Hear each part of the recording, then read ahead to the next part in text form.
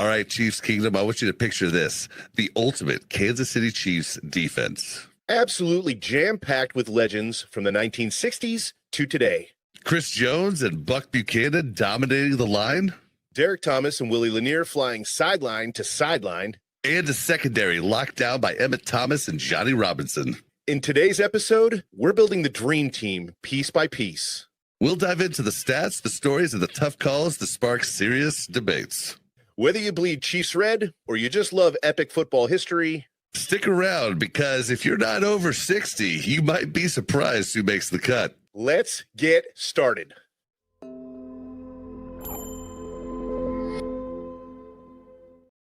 From the heart of Kansas City, we bring you Buk N Bob Take on Chiefs Kingdom. I'm Bob, I'm Buck. We're not fancy analysts. but we have just as many bad takes. What's up, Buck? Not much, man. Living the dream. Living the dream. It's hot as hell outside. It is hot as hell outside. Looks like we got Brian Parrott in the chat first. Yeah, what up, buddy? Nice. Yep, and so do you want to tell everybody what we're going to be talking about today, Buck? Yeah, so last week we covered the Buk N Bob All Madden Chiefs offense. This week we're going to focus on the defense, which is what Brian was covering a lot in chat last week while we were talking about offense. So I think he's fired up and ready to go. I know I'm fired up and ready to go. I'm not going to speak for you, but I'm pretty sure you're fired up and ready to go. So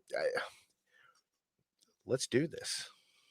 Well, so basically last week we did the offense, but the defense is going to be a lot tougher. So just to set the premise, we could have done,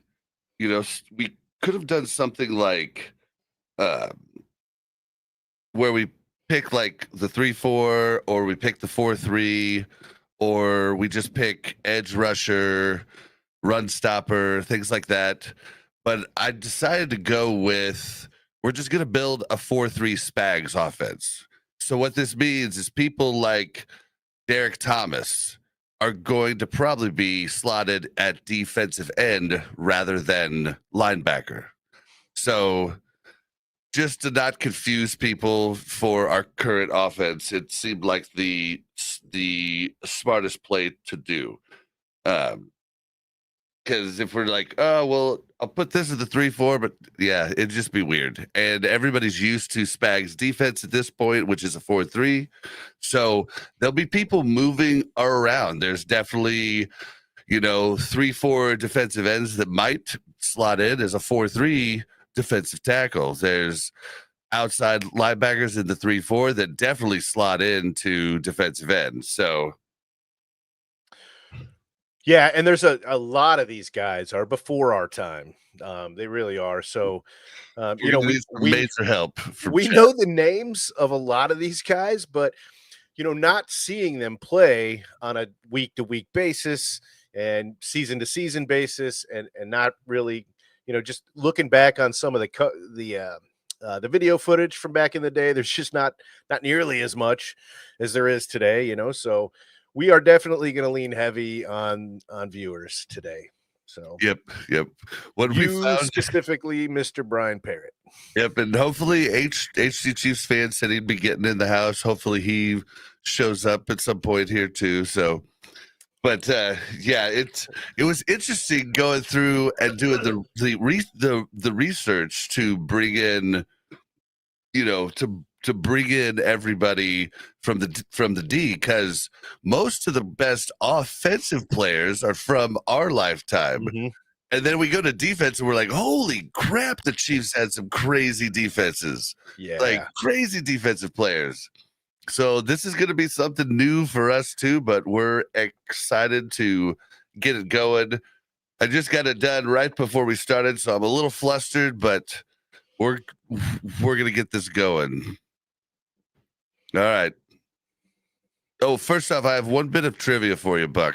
Real quick. Just because we did the offense last week, and somebody reminded me of somebody that I had forgotten completely. Do you remember the big hyped tight end that was supposed to be the next guy up after Tony G, but he never panned out. I think I do. His name was Frank McGrath. Nope. Nope. Nope. He was the beard. This guy had tons of hype. Tons of hype. Then no, I don't. His first name was also Tony. You're gonna I had forgotten this guy completely when I was at the Liberty Memorial fireworks show for 4th of July, and a buddy reminded me of him. Tony Tony Moiaki. Yeah, you totally forgot him too, didn't you? Yep. Yeah. Yeah, that's crazy. Man. That was crazy. There was a lot of hype about him. Yeah. Frank McGrath, though, he was the beard, and he was, he was a blue collar guy. He had that mentality. I think he was a fan favorite for a lot of guys. I actually have a McGrath jersey because he had the big beard, right? And my brother and I loved him. So for Christmas one year, my mom got me a McGrath jersey. Sadly, it's not in my possession at the moment. My daughter says she's got it in her closet, so let's hope I get that back because he was one of my favorite low-key players, players that never really panned out, but I love the guy. Yeah, but it was funny. And then doing this research, I had completely forgotten Scott Fujita, who I didn't put on our list, but I'd forgotten about him. Yeah, I loved him too. I did too. Yeah. He sounded like a ninja, right? Scott Fujita. All right, so we're going to start off on defensive tackle. Another change that I did, instead of having the pick 2 defensive tackles, 1 practice squad, I made it more simple. Instead of doing a practice squad guy, I just made it 3 defensive tackles, 5 defensive ends.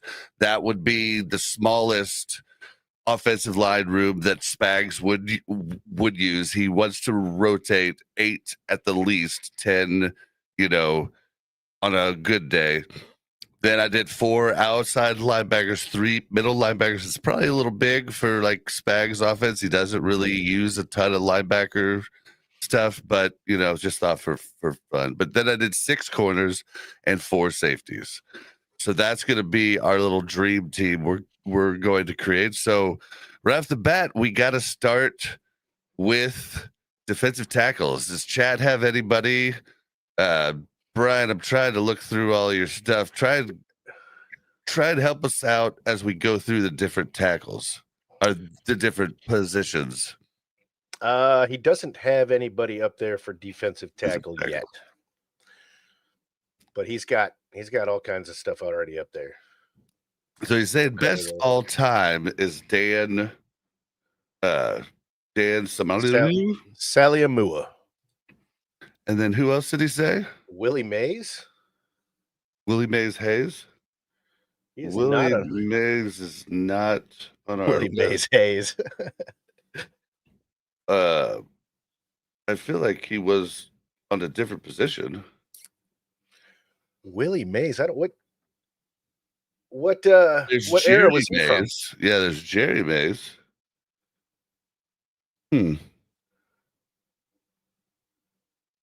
Interesting. Yeah. There's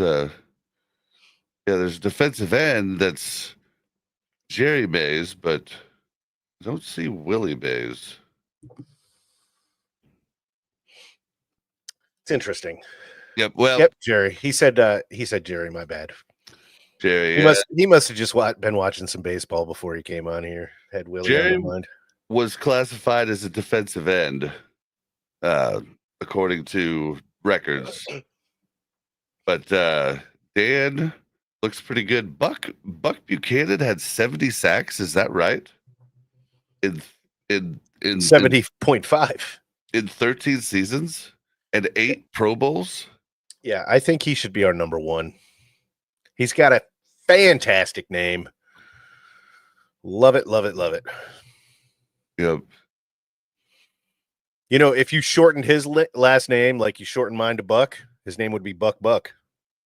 I mean, I think Chris Jones is first on the list. If I'm going by this, I mean, Chris Jones is like I mean, we're talking like he's got 80 sacks. It's more than anybody else. Yeah, that's 8. That's Buchanan over 8 had- per season. Yeah. Yeah, Buck had 70 over 13 seasons. I don't He had think 2 All more Pro Pro Bowls. existed back then. Yeah, that's Yeah. my guess. But he had more Pro Bowls. But I'm not going to argue with you. Chris Jones is Chris ridiculous. Another animal. You know, he could play 90% of the snaps in the season. It's almost like you don't need to sub him out. But yeah, I mean, he's a beast. So I'm not going to argue with Chris Jones going first, but Buck is close to my heart. Yeah, and then I Dan Shaluma. Sally Amua. Salamua. Sally Oh my Amua. gosh, it's another freaking Kingsley Suamataia. Yeah. Salamua Tatia. It's easy. Break it up in Sally Amua. Sally Amua. What do you think here?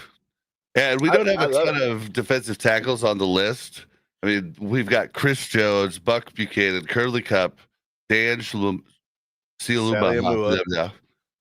Dan Bill Moss, Mua, Bill Moss, John Browning, and Terry Poe. Was Bill Moss the guy when we went to that Monday night game that was in the suite? The dude that had sausage fingers? I think that was Bill Moss. I shook that man's hand, and it was a bear paw. It was massive. Yeah, this is tough because there were so many good ones. I don't know. I know when Terry Poe is on the bottom of the list, man, that's some big dudes right there. Curly Culp, of course, he was retired before I was even born. He retired in 70. I know this is why this is so tough for me because gone after 74. I don't know. So I've got honestly, maybe Bill Moss should be over Dan. Maybe Dan should be out of there. He did have a significant amount of sacks more than Sally Amua did with just one more season, and he had twice as many Pro Bowls. Yeah. And they played together too. Dude, I think Bill Moss goes there, and he's a truck too. Yeah. Yeah, I'm pretty sure that was Bill Moss that we met. Oh, this is so tough, dude. But it's not going to be as tough as defensive end's going to be. Defensive end's going to be absurdly tough. Yeah, it will. Defensive end's going to be rough. All right, so what do we got? Chris Jones, Buck Buchanan, and Bill Moss. We're going with 3. Is there an argument for Curly Culp? I don't know. What do you think, Brian? It was so. It's just so long before I became a fan. Before I was born. Yeah. He played from 68 to 74 for the Chiefs. I'm not sure if that was the beginning of his career or the end of his career, but he was a big dude. Look at how big that guy was. Yeah, that's a monster. I just don't know. I mean, I think this is good. I think this is good. I agree. Speak now or forever hold your peace. GK 24.5. We don't have HC Chiefs fan or anybody in the chat anybody else in the chat have anything to say here? Brian said that Culp is in the conversation. The problem is I don't have anything to back up. It's really just a conversation that if you guys want to add in there, but Thomas is king, 126.5. Yeah, I hate to do it just by sacks, but it's kind of like sacks and tenure too. I mean, this list is crazy. Yeah, well, we'll get to linebackers. We'll get to edge rushers here in a little bit, Brian. I mean, we're up here. Yeah, we're up to it now. It's like Brian knew that this defensive episode was coming, and he just made a list, and he's just boom, boom, boom, boom, boom, boom. Yeah, so this is where it starts to get really hairy. So now we have to pick five defensive ends. Okay. It's basically edge rushers since we're building a Spags defense. So Derrick Thomas is number 1, bar none. No question in my mind at all. All right. So we're okay. So he's on the outside linebackers by sacks list. Yeah, because So he was a 3-4 outside linebacker, but we're Yeah. building a 4-3. Yep. So, so for anybody watching this, in layman's terms, 3-4 outside linebacker equals 4-3 defensive end. And then there's no real nose tackle in a traditional 4-3. You're normally your like in the 4-3, like, or in the 3-4, Chris Jones would be an amazing defensive end. He would not be a good outside linebacker, but he'd be amazing in the 3-4 as a defensive end. He would not be a good defensive tackle in the 3-4. He would not be a good nose tackle. He's just not big. He's just not big enough. So, layman's terms, edge rushers in the 4-3 are defensive ends. Edge rushers in the 3-4 are outside linebackers. So when Neil Smith was playing back in the late 80s, early to mid 90s, was that a 3-4 defense? Do you remember? Because that would have been, he played with Derrick Thomas when he was here for Neil most of Smith. the time. Now he's on the list above the outside linebackers by sacks. He's on the defensive ends. It's going to list him as what he played the most. So Tamba Hali played both 4-3 defensive end, but then he ended his career in the 3-4 as an outside linebacker edge rusher. So hey, there's HD Chiefs fan. Linebacker list. What's up? Welcome to the show. So Neil was a defensive end, as you said, but we're looking at two different lists here on the side, and we've got outside linebackers by sacks, and then we also have defensive ends. So Neil Smith, I mean, I would have to put Neil Smith at number 2 at 85.5 sacks. Yeah, and I think it would be really close with Tamba. Yeah, I think Tamba's next. Yeah. And he gets a little added bump because he's such a nice guy. Where's Neil Smith? Neil Smith. Yeah, there he is. Yeah. And then where's Tamba? I think that's a good order right there. Agreed.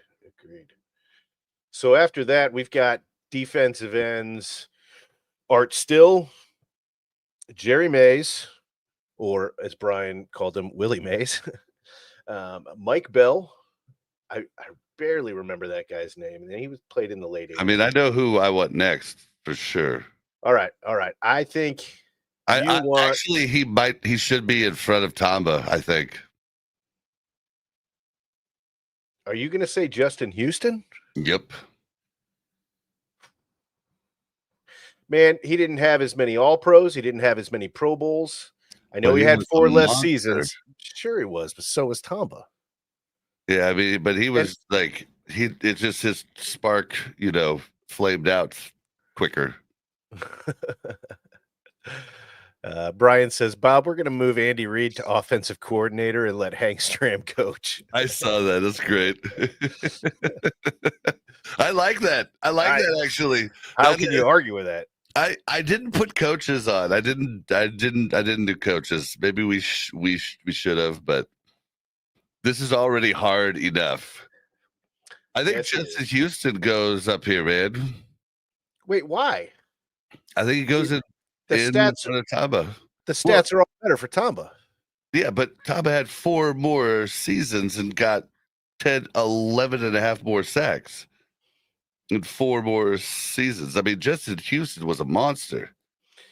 Sure, but he had 2 more Pro Bowls and then he had 2 All-Pros, and Justin Houston only had 1.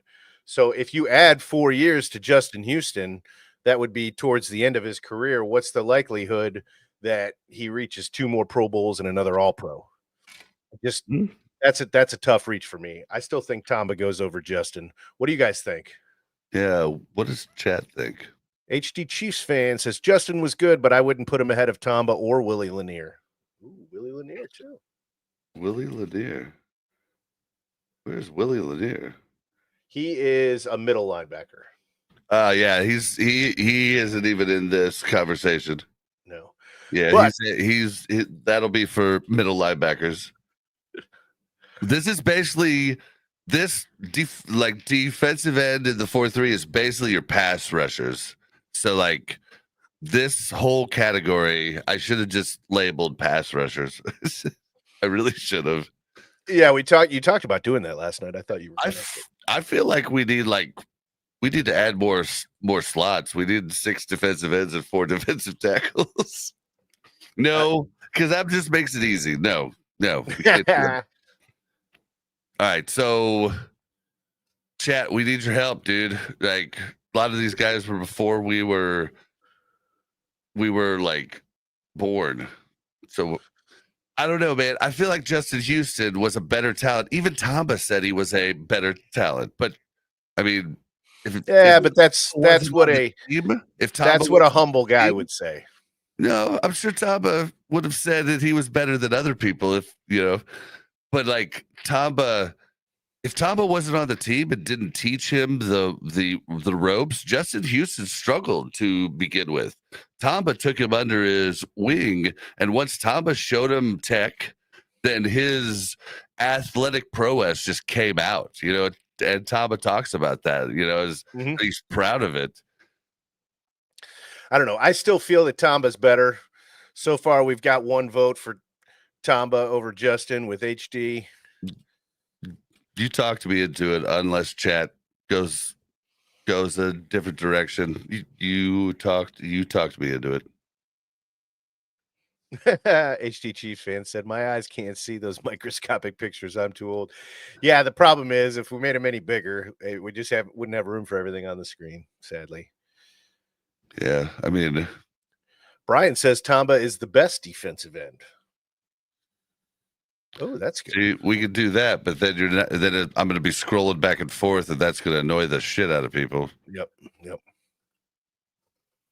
We could do that if that makes it a little better. We can also read, before we start throwing guys in there, we can read the list off. So if you're not able to read the names or see the pictures, you know who we're talking about. Yeah, dude. And then Jared Allen, fudge. Jared Allen needs to be on there. I know, dude. What the heck? Jared Allen. What about Eric Hicks, Mike Bell? Jared Allen was only a Chief for 4 seasons, but still. Art Still. Hey, Witchy, good to see you. Sorry I'm late. Need y'all to help me get out of my head over the Texas flooding. Oh man. No. Sorry. Our hearts and prayers go out to all of those people down in Texas going through real life struggles, like real hard struggles. Speaking of, Jared Allen's got to be on that list. Like, that's a hard sell for me, man, with only 4 years. 4 years with 43 sacks in those 4 years. Yeah, that's sick. That's over sick. 10 sacks a season. Yep. I mean, it's his performance while he was here was phenomenal. And I don't think his drop off after he left here was significant for several seasons. But this is supposed to be a Chiefs still. Yeah. Ugh. Art Still had 74 over 10 seasons, which is a lot. That's 7 per season with 4 Pro Bowls and 2 All-Pros. This is so much harder than the offense was to do. And then who else are we? Let's see. I feel like we're just gonna make a bad list. We're just gonna be bad at I wouldn't say it's gonna be a bad list. I mean, this is gonna be more difficult than the offense was. When we had more than we could chew, you know what I'm saying? Yeah. Dang. Bobby Bell would be left off the list. Well, Bobby Bell's gonna be at an outside linebacker. Like, I don't think of. I mean, I could be wrong, but I don't think of Bobby Bell. I think of him as an open field tackler. I don't think of him as like a sack edge rusher. D Ford is going to be left off this. D Ford. Dude, D Well, we Ford. have to leave D Ford off of this. Never forget. D Ford. That's Never right. forget. He could have had 4 times as many sacks in that 5-year span, and he's To still stop us he's getting after snubbed. we had not won a playoff game in I can't even remember how long, and then we make it all the way to Tom Brady, and the game's over if D Ford isn't offsides because it didn't affect the play at all. He just was offsides. HD Chiefs fan said, I know I missed the defensive tackles, but how do you not put Curly Culp on there? Well, I'll tell you how we didn't put Curly Culp on there is because we don't have any memories of Curly Culp. We can't speak on him. The only person in chat that was giving us any information at all at the moment was Brian. And you know how Brian likes to skip ahead a little bit sometimes? He was already on next week's show by the time we were done with defensive tackles. Yep, he was on the greatest special teams of all So time. if you want to argue, who are we going to put Curly Culp on there in front of? Bill Moss? I'm down for hearing that. All right. To be fair, Spags does traditionally run a 10-man line. Should we just add one more to defensive tackle and one more to defensive end? I mean, he honestly does run. Yeah, absolutely. Like he runs a 10-man line and he likes to rotate 8 completely often. I'll just change it. I don't think you need to change the number unless that means you can't put another name up there. Yeah, I can. Well, I mean, it'll make it a lot more less confusing for people. All right, we got another slot.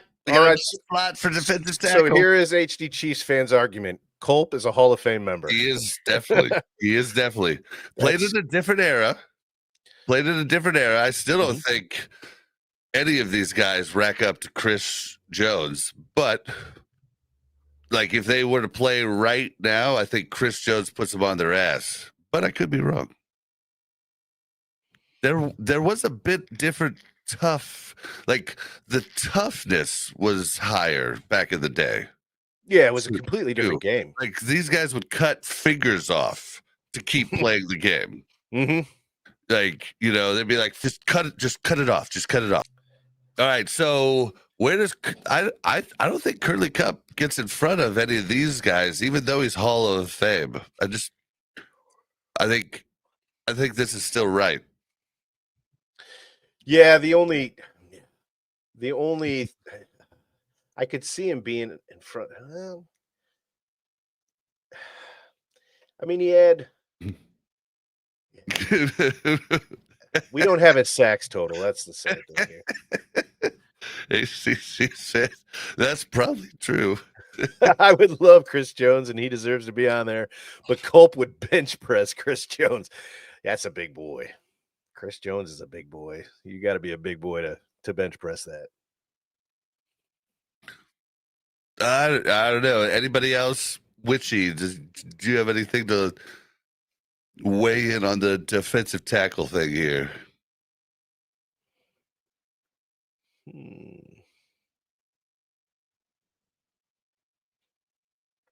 I think we leave it as is right here. I mean, you could maybe talk me Buck Buchanan over Chris Jones, but I don't know, man. Chris Jones has done so much in I wanted Buck era too. I wanted Buck over Chris Jones, but it's not a football thing. He's just got an awesome name. Casey Colossal, what's up? What's up, Casey Colossal? Welcome to the show. What's up? Saw Casey Colossal. I saw him on the what's it called? I guess I don't even know if it's him. I just saw Casey Colossal on the documentary about the Superfan. Oh, okay. Yeah. That was a great documentary. Very interesting. It was definitely fun. I couldn't decide if I was rooting for him or rooting against him, you know. And I think a lot of people were the same way during that. All right, I'm gonna leave this as is, unless anybody wants to give another argument. Let's get back to defensive end. Well, Brian said that Sally Amua and Mays were the best all-time defensive tackles. Sally Amua, he was. Wait, Mays? What? Moss? I think he meant Moss. Yeah. Moss. Yeah. Yeah, Saliamua. I don't think he beats out Curly Cup though. Yeah, I mean, if we're just going by sacks, I mean, Bill Moss had the better average per season. He only had one more season than Saliamua, but he did have a much better sack average. And he made it to 2 Pro Bowls as opposed to 1 for Saliamua. Yeah. Which he agrees. Yeah, you can really leave off Saliamua. I know. We always click it at the same time. We're like on point of thinking like, oh, this is a good thing to put up right now. Yeah. Yeah, but then HC Chiefs fan says the biggest problem is the way defenses has evolved so much over the years. Yeah, they have. Like, we're gonna get to the corners and unfreaking real stats from some of these corners back in the day. Wow. Brian said he meant Mays. Check Google. LOL. Mays defensive tackle. Jerry Mays, defensive end. Yeah, he's not a tackle. It's Jerry Mays right here, defensive end. He's definitely, you see his size, he's definitely a defensive end. Oh yeah. But we still we get to put one more pass rusher up there. And we got Bobby Bell is definitely gonna make it as a linebacker. Okay, so we don't have to worry about him. Okay, good. But we do have Ford is out by basically anybody past Derrick Johnson. Oh, hold on. Anybody past Willie Lanier is out of the conversation for this last spot. Sean Barber to the left here. We got Dan Schluma, John Browning. Dan's a defensive tackle. John Browning's a defensive tackle. Dontario Poe is a defensive tackle. So we have Art Steele, Jerry Mays, Mike Bell, Aaron Brown, Eric Hicks, Frank Clark, Bobby Bell. Bobby's going to go somewhere else. D. Ford, Gary Stills, Donnie Edwards. I mean, D. Ford does kind of creep up on this list now. Well, no. We can't put him on the list. Mike Bell definitely. Mike Bell or Jerry Mays, I think, is. Wait, do we have Art still up there? Yep. Okay, Art still. Yeah, it's Art still, Jerry Mays, or Mike Bell for the last slot. Unless you could talk me into taking out Jared Allen. My only thing with Jared, I mean, he was fantastic. He was so awesome when he was here for the 4 seasons he was here. And that's my biggest argument against him. But I would say Art Still is probably on, 10 seasons, 74 sacks, 4 Pro Bowls, and 2 All-Pros. I think Art Still, that problem is he played up until 87, which is about when I started watching Chiefs games I mean, when I say I started watching Chiefs games, it was, I might catch one month. I mean, we weren't watching a whole lot, but I mean, I would definitely take Jared Allen off just because of his tenure.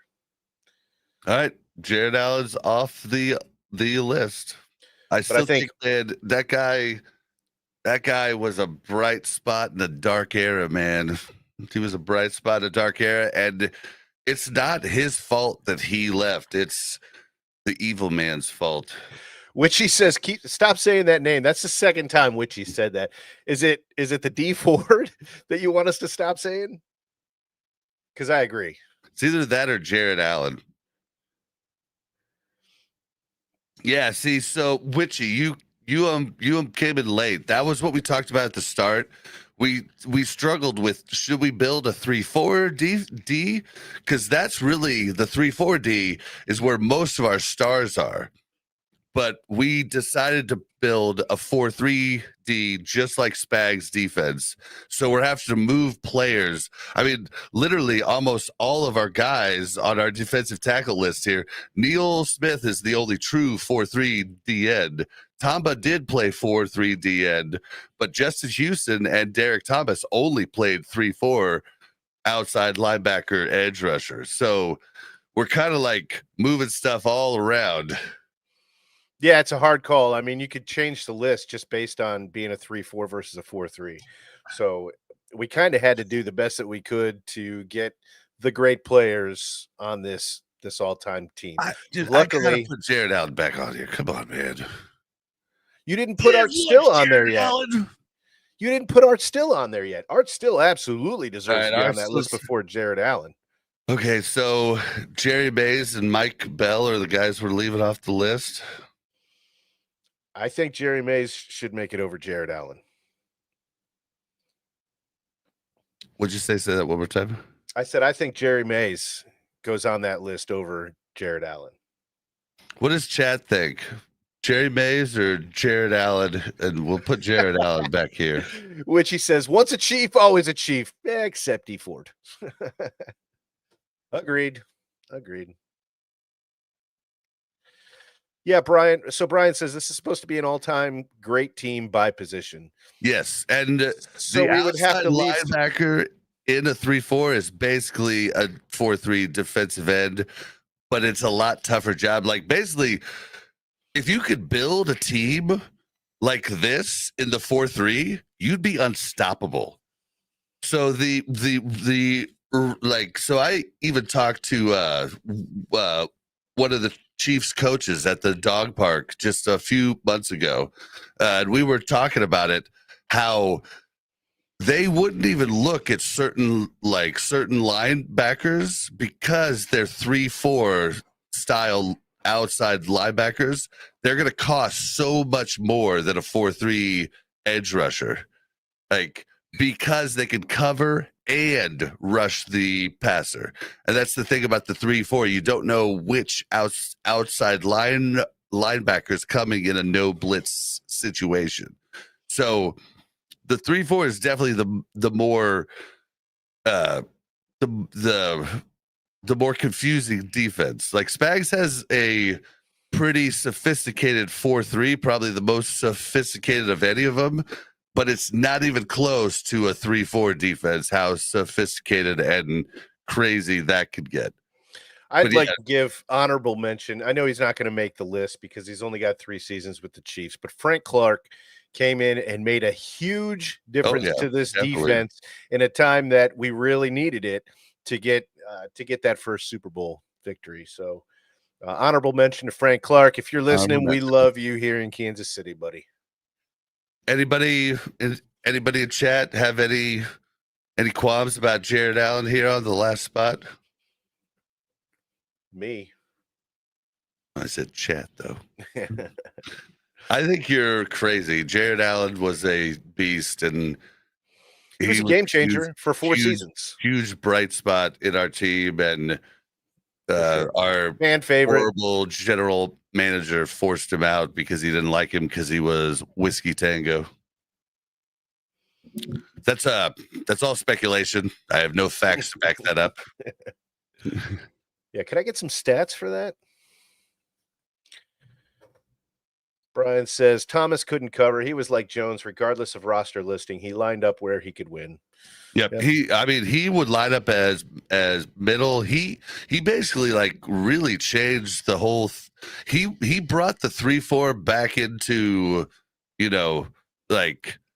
back into the limelight, because the 3-4 has existed for a long time, but he brought him back into the limelight and really changed the whole way that defense works, with him jumping all over the place, because that and so Jones is trying to change that in the 4-3. So he's done something similar, but I don't think Jones is very good when he goes out to D end. I would rather him stay at defensive tackle. But yeah. HD Chiefs fan tends to agree with you. Jared was a great choice. Okay, well, I mean, I'll submit to HD Chiefs fan. I mean, he's fantastic Chiefs fan. All right, so Brian says top defensive ends are Neil Smith and Tamba Ali. We should almost change where it says DE for defensive end to just edge rusher, maybe to kind of clear things up. Yeah, that's whoa, what just happened? Whoa. I think he just moved linebacker up. Yeah, there you go. That was weird. Yeah. All right, do edge rusher. Mm-hmm. We should change it to eat his lunch. HD Chiefs fan said Jared was a real cowboy that was playing an Indian. There was a story on the radio one time when he was playing for the Chiefs. He did an interview where he talked about hunting pigs, like wild boars, with a hunting knife. Like he would go out and jump on their back and wrestle them, and just that's a cowboy. Yep. Yeah, no disrespect to Jared Allen when I'm telling you, I think he should be off the list. I mean, he was amazing, man. It was the stupidest thing we did when we let him go. The only slight I have on him is that it was for only 4 seasons. So if HD Chiefs fan thinks he should be on the list, it's hard. Witchy said, I'll always be partial to Jared Allen. The one game I went to, he scored an offensive touchdown, and Arrowhead was insane for it. All right, so now there's 2 votes for Jared Allen in chat. I can't argue anymore. All right, now we get to outside linebacker. Outside linebacker. So Thomas is off the list because he's an edge rusher. Yep. Tamba's off the list. Justin's off the list. Bobby Bell. Bobby Bell looks like he is number 1 on my list for outside linebacker. We don't have a sack total for Bobby Bell. Let's take a look here. Bobby Bell career. Bobby Bell definitely was an all-around player. I really can't argue with Bobby Bell as the number 1 outside linebacker. I can't argue with that at all. Yeah. 12 seasons, 40 career quarterback sacks. Yep. Yeah, I can't argue with that. That looks legit to me. AFL All-Star or All-Pro honors every year from 65 to 71. That's 7 straight seasons. And I met Bobby Bell's son too. So I met Bobby Bell himself. I didn't get to do that. When I worked for Mr. Good Sense, we catered one of the Red Coat events, and super nice guy. Absolute nice guy. Yep. I met his son and his son's wife me and Mel met him at Stanford's and Sons, and then we went out and partied for the rest of the night, and then never saw him again until they were sitting like 5 rows behind us at a Chiefs game. Saw him then, and those were our 2 interactions, but very, very nice kid. All right. Well, Brian says Bell and Thomas. We've already got Thomas on the edge rusher list. Yeah. Thomas isn't an outside linebacker in the 4-3. He would have been burnt quite a bit. So we've got Gary Stills, Donnie Edwards, and Sean Barber. The other one is the name we can't say anymore. I think Witchy's done here. We don't have to. I mean, we can't have middle linebackers on this list. Like, we can have that. Also, I'm trying to see here, but any of these are still. Nope. I was just trying to see if any of the defensive ends could have possibly been outside linebackers. I mean, D Ford would be. I think he'd be worthless in coverage. Not worthless, but not great. Like, yeah, we might want to pull some middle linebackers to this list just because, like, we need coverage guys. We for do. This list. Like, I should have probably put Scott Fujita on, but he only played 3 seasons. So yeah, but you put Jared Allen on with 4 seasons. Yeah, but 4 is 4, 3 is 3. It is what it is, obviously. I mean, 4 is, a good amount of time. So here's my thing about pulling a middle linebacker in. We got Willie Lanier, who, I mean, he's the top middle linebacker on our list. I feel like it would be a snub if we had to move him to another position. Derrick Johnson, how do you move him from middle line? I mean, and then we got Nick Bolton down on the list too. And the other guys that we have on the list are guys that I've never heard of. Jim Lynch, Cheryl Hedrick, EJ Holub, Anthony Hitchens. I vaguely remember that name, and he played from 18 to 20. That's just so weird to me. And then we got Gary Spanny. Yeah, so, I honestly think that We got another vote for not talking about D Ford anymore. I Gary Stills, I think would be a good coverage outside linebacker. Okay. Donnie Edwards was awesome too. I mean, Donnie Edwards can definitely do that role, and I think trying to think if he trying to think if he played. I'm pretty sure Sean Barber, I think, does the role great too. But let's put our man on the list. Let's put Sean on the list. I'm By the just way, trying if you to. haven't seen that episode where we got to interview Tamba, Sean Barber, and Desmond Moses, you should go check that episode out. It was a really, really cool day. All three of them were just very polite and nice and generous with their time. They were appreciative that we even asked them to do it. So it was awesome. You should check it out. So what we need to do here, we need to do the middle linebacker list first, because any Okay. middle linebacker we can take from the list Mhm. is going to be pretty dang good on the outside. All right, let's do that, man. And I think Willie Lanier, if we don't put Willie Lanier as number one, we're probably going to lose a couple of these people here. Um, Willie Lanier, I think, is like hands down number one. Brian said Willie Lanier is king of, he meant king of middle linebackers. Yep. Yep.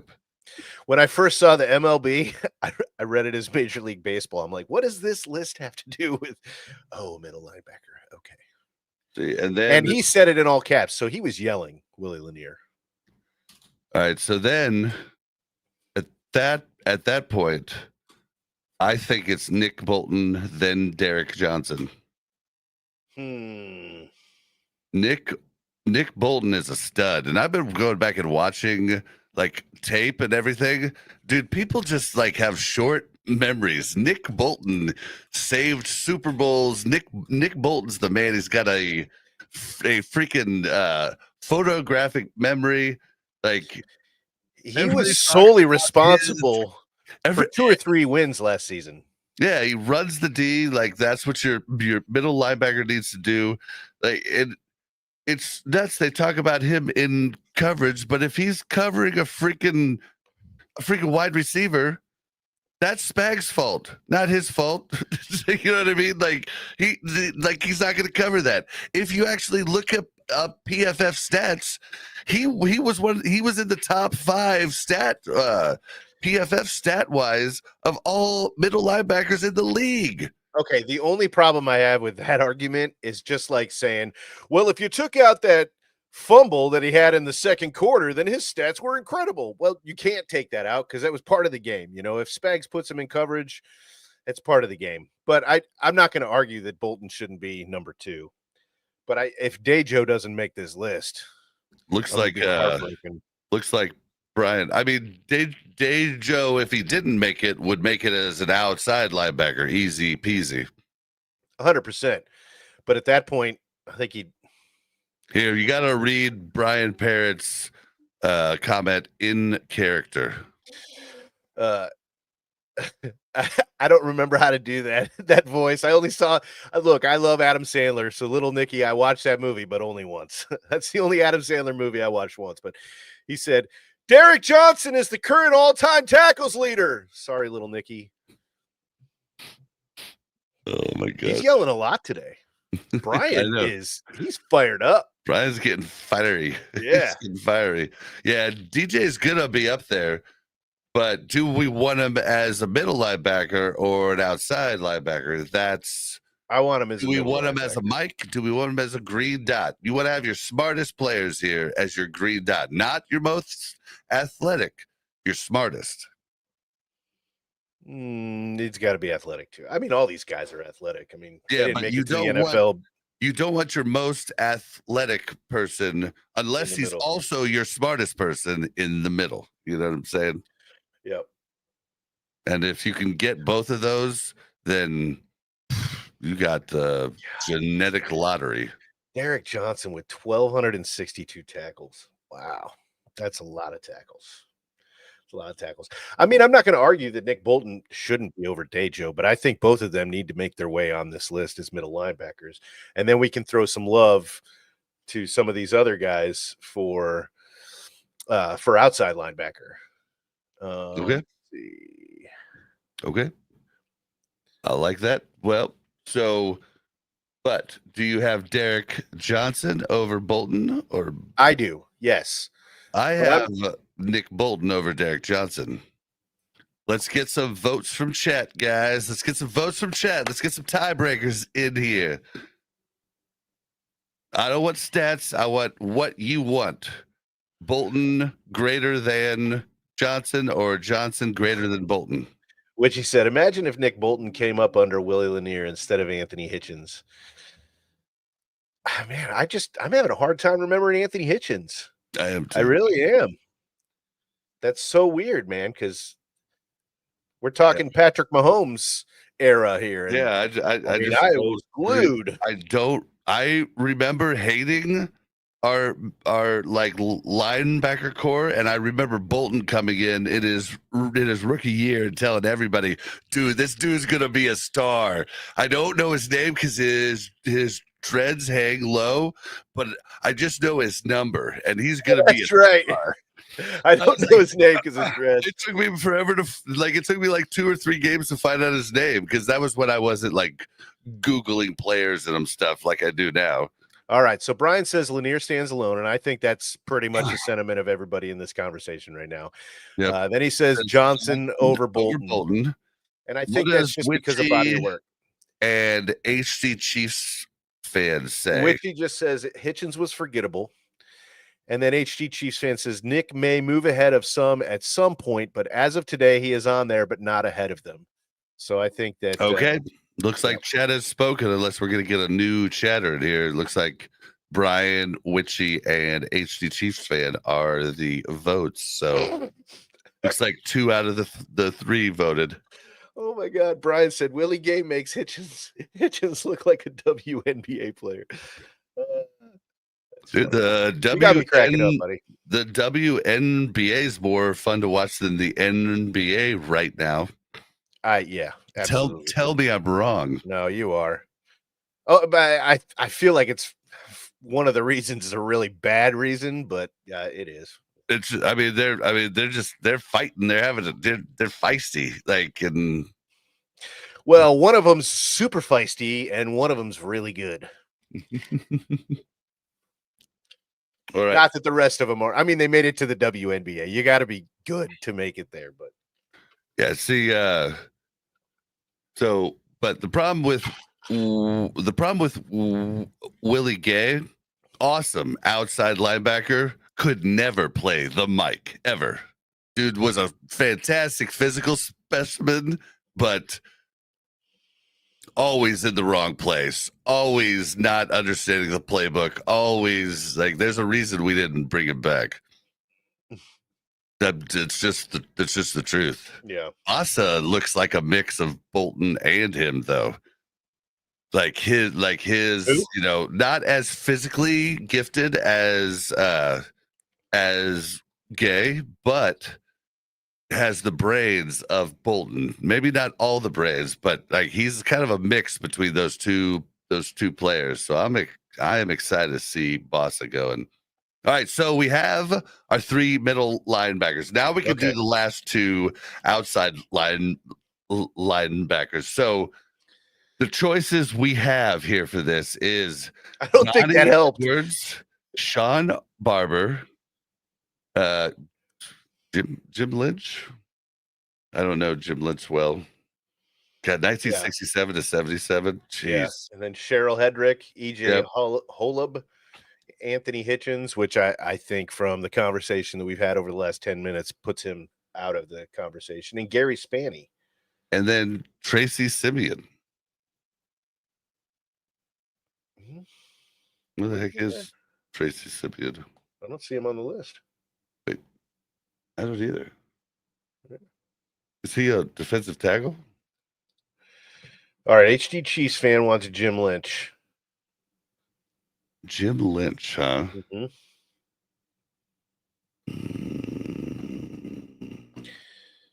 I mean, I'm gonna have to take his word for it. I don't Yeah, I know can't him. argue. Yeah, I I can't mean, argue. honestly, I would, if I had to pick right now with my knowledge, I would say Donnie Edwards, Sean Barber, but like my knowledge is limited on these Right. Yep, absolutely. Brian says Simeon was a slower than hell run stopper, always late. guys. Then he. Oh, okay, Simeon. Okay, I thought you were talking about Lynch. I was about to say, well, then he shouldn't be on the outside line. Like we need fast tacklers on the outside linebacker. I want Sean Barber here as our fourth outside linebacker. Like he played the 3-4, but he wasn't really like he wasn't a super pass rusher. Like he was more of a coverage guy. Mm-hmm. So Which I means don't his know. sack total is going to be lower, but And for that he position, currently works for the Chiefs. So I mean, Eddie's a Chiefs legend. He does all kinds of stuff in Kansas City. I know this is not the criteria we're supposed to be using, but I mean, the dude has a heart of the heart of a lion. Like the guy, like I mean, the guy was a huge teammate. and he announced that he was hired by the Chiefs on our show. True. Yeah. That was huge. Big deal for all of us. That was cool. Yeah, I'm not going to Any argue against arguments Sean with Barber. Sean Barber? I'm not going to argue against All Sean right. Barber. We're gonna do it. Let's do it. Yeah, there's so many of these guys we just don't know. I bet some of these guys, even our elders in chat, don't even know. Like, do you remember EJ Holub? Be honest.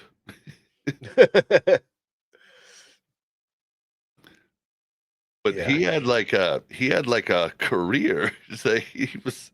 He did, yeah. And that was back in the day when there weren't a lot of trades. It was you played for the team until you were done playing for the team, and then you went to go work at a grocery store or a car dealership or something. Witchy has a really good point. Some of these guys were great players on horrible defenses. That's true. Yeah, but we had so many good defenses. Like looking at this list, like it's nuts. Like the offensive talent when we did our offensive one wasn't even close to the defensive talent that we've had to deal with here. No. I think Sky Moore was on the top 10 receivers list. No, he wasn't. No, he wasn't. You sure? I'm positive. No. There was one or two players that we were like, huh? Yeah, He's in the top 10? McCole Hardman. Oh, that's what it was. McCole Hardman. Yep. Love McCole Hardman, but if he's making your all-time list. Yeah, and we only use both of these, we've only used stats from Chiefs. Mm-hmm. So like if we had done the offense for like all stats career, I mean Joe Horde would have been on our receiver list. Macklin would have been on there. Montana would have been a quarterback, and that just seems lame to me. Like we want to reward our Chiefs legends that stayed with the Chiefs for a long time. HC Chiefs fan said, I remember Gary Spanny. He was there when the Chiefs were a dumpster fire of a team. 84 to 93. Yep. Yeah, he came in. Poor guy. All right. Well, let's move on to corner. And remember, we can always steal safeties to the corner list or steal corners to the safety list if you have a good argument for it. So let's why don't you name off who we have for the corners and who we have for the safeties, and we'll just get into doing them.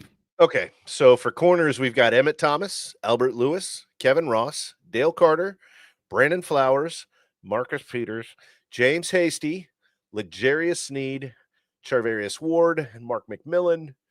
And then for safeties, we've got Johnny Robinson, Deron Cherry. I love that guy.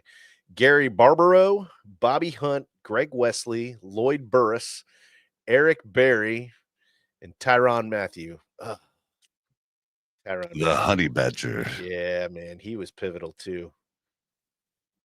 Him and Frank Clark, man, they came in at the right time.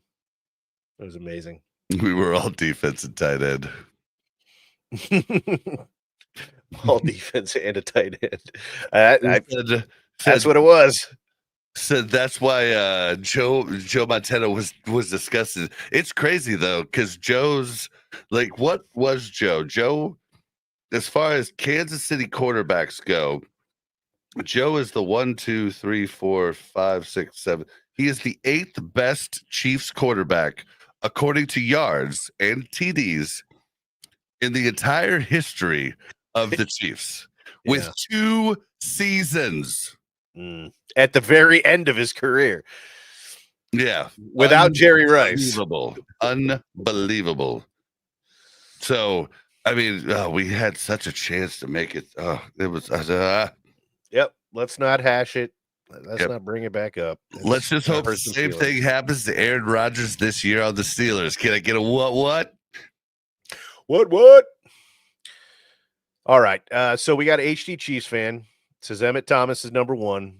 Brian says Emmitt Thomas was a lockdown corner like Carter and Hasty. So I think we put Emmitt number 1.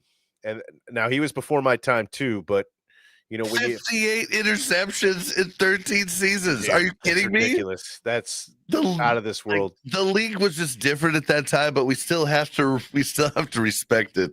I think it was more of a running league back then. I don't think passing was nearly as prevalent. So to get that many interceptions, this is why it looks like to get that many interceptions is just otherworldly, unreal. All right, well, but I think he's decided number 1. Yeah, can't argue. Emmitt Thomas. There's so many good names on here, though. Oh shoot! Now we're gonna have to come down here. Well, that's a bummer. Here, we're gonna have to make it a little smaller now, maybe. Yeah. All right. So what else we got here? Carter and Hasty. So Brian says, HD Chiefs fan says Dale Carter. I mean, what about Albert Lewis?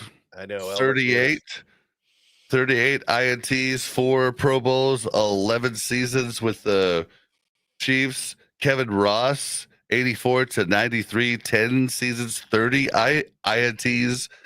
Like Dale Carter had only 24 interceptions, but it was only 4 seasons. I mean, that's 6 per season. That's pretty solid defense right there. And he made a Pro Bowl every single season that he was here. All right, so my vote is Dale Carter for number 2. HD Chiefs fan said Thomas was a receiver disguised as a defensive back. I mean, you can't argue that. Seeing from what I know, my second would be Snead.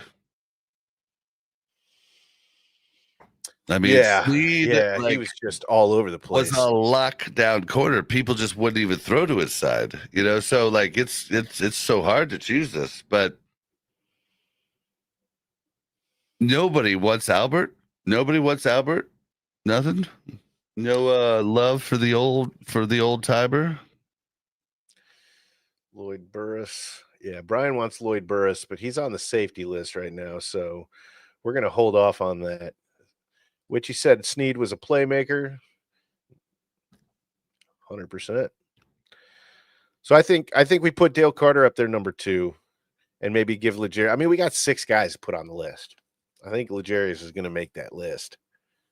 Dale Carter, number 2, you thinking? Mm-hmm. Okay. God, Marcus Peters with 19 picks over 3 seasons. Mm-hmm. But only 3 seasons.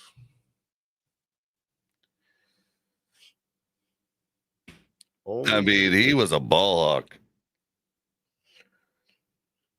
Yeah, he was.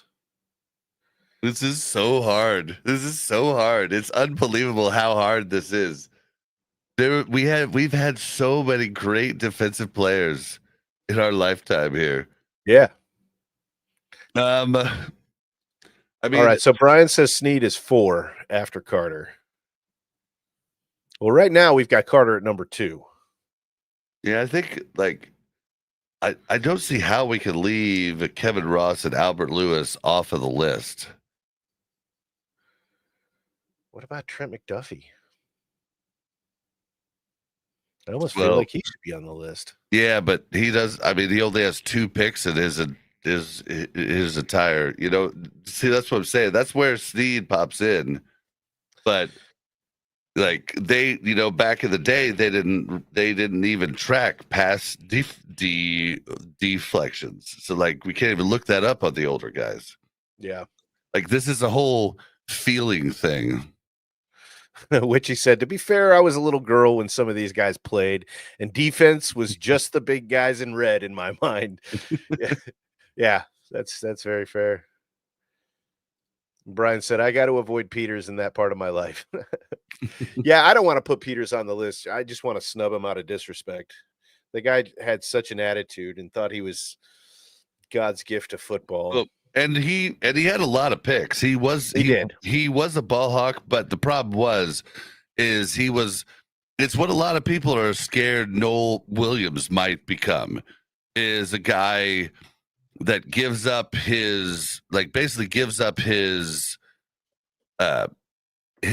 position, where he's supposed to guard, to try to hawk the ball, and then gives up a big play. Like Marcus Peters gave up a lot of big plays. Yes, he did. And people don't like notice that because he had so many picks.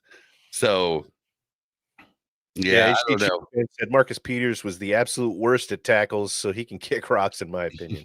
Yeah. I think we all feel that way. I am fine leaving Peters off. He was just kind of we're building a Steve Spags D, and Steve Spags wouldn't want that type of personality on his team. So you out of here.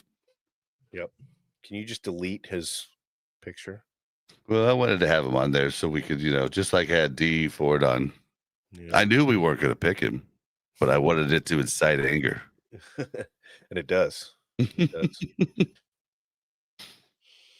All right. Well, I don't know what to do here. I think Albert Lewis is my next. Should definitely be on there. Who's that? Albert. Yeah. Yeah. Yeah. Albert Lewis. Yeah. Man, we got to choose from. I just don't know. Like Kevin Ross. I mean, Brandon Flowers, I want on the list too. Yeah. I was just looking at that name too. Yeah. I want Snead 4th. I really do. Like, if we're talking about his time in Kansas City, he was unbelievable. He was like Revis Island. I mean, yeah, he fell off after he left. I think the injury played a big toll on him. But, I mean, when he was playing here, it was unreal. Brian said, hey, let's put Fenton on here just for kicks. I don't even know who that is. LOL. And then he said, or Boodle. I don't know who either of those guys are. Yeah, the Titans have broken. So we got 2 more slots for some corners. I mean, Brandon Flowers, I love. Wasn't a big ball hawk, but the boy could tackle like you wouldn't believe. I mean, no, but we're not necessarily putting this list together with, these guys have to be ball hawks. I mean, it takes all kinds to make a team. So if you've got all ball hawks, and you're going to give up some a lot of big plays. Yeah.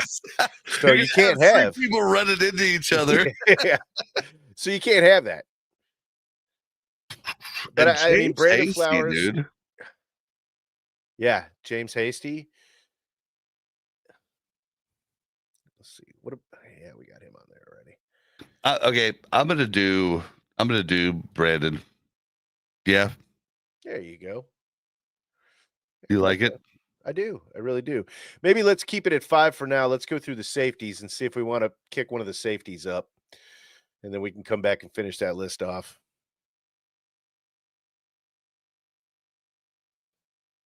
All right. Which he said, if you're going to have all ball hawks, might as well add Peters. No, we're not going to do that. And that's a great argument as to why we can't do that. And I then want Brian this. said, y'all don't remember Mr. Auto Catch Fenton, number 23. I don't. I want this. Yeah. Oh, But if you look at the stats, Johnny Yeah. Robinson from 1960 to 1971 played 12 seasons and had 57 on 57 the side. interceptions. But my case here for Eric Berry being the best safety the Chiefs have ever had of all time goes way beyond interceptions. I mean, this guy could intercept it. This guy could also take it to the house once he intercepted it. This guy could also get to the line of scrimmage from deep safety to stop a freaking run. This guy could For a do loss. everything. Yeah. Literally everything that a safety should do, this guy could do. And then he was the man. And then you add his heart into it too. I mean, the guy had a heart of gold. He cared about his teammates. I mean, he probably cared about the guys on the other side of the line that were playing against him. He beat cancer and came back better than ever. I'm sorry I had to say that, but it's the truth. Like he did. He is. I mean, he is an Olympian in my opinion. He's probably my favorite Chiefs player of all time.